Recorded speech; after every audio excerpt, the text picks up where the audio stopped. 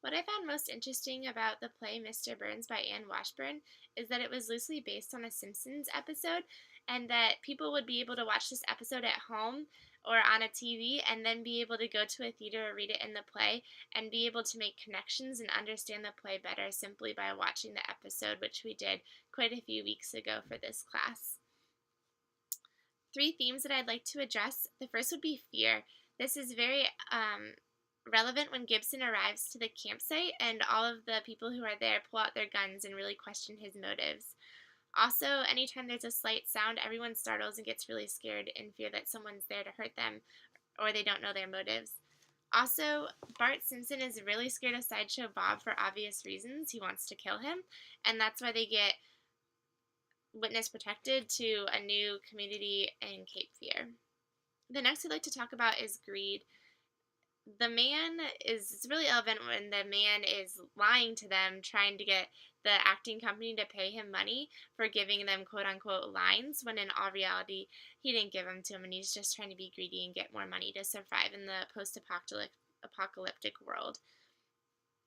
Also, this is also relevant when Maria gets shot in the theater and she dies because the other acting company wants just their lines and to improve their acting that much more. And there's also another theme of life and like lack thereof life. And in this post-apocalyptic world, most people have died, and they're always asking about their friends and family and if they're still alive or not. And it's just kind of like they're looking for life when there is no life. And also, Cape Fear in the actual Simpsons episode is based on saving the lives of the Simpsons and their family. The kind of play in Act 3 is a melodrama, and this is based on an actual dramatic text, which could be considered the Simpsons episode. This is because there's a good versus evil, and heroes versus villains, and that would be Mr. Burns versus Bart. At the end of the play, good always wins, and that is relevant when Mr. Burns dies because of Bart, and he killed him with a knife.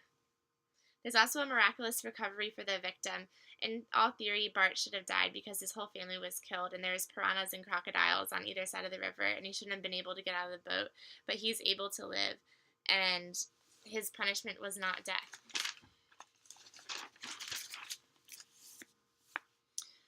This play in Act 3 relates to the past three plays pretty closely, actually, and this is because it's taking place 75 years later, and it's very interesting that although it's not the original acting company, the acting company did survive, and that they're still putting on this production that they were working all these years for. Also, they're still playing the same episode of Cape Fear from The Simpsons. However, it was an adaptation of that, just because if you think about it over time, stories are going to get mixed up and things are going to change. But it's adapted, and instead of Sideshow Bob, it's now Mr. Burns. Also, Itchy and Scratchy are still now relevant in this new episode. However, they're actually not like people that they're watching on TV, but they actually take place in helping to kill the Simpsons family.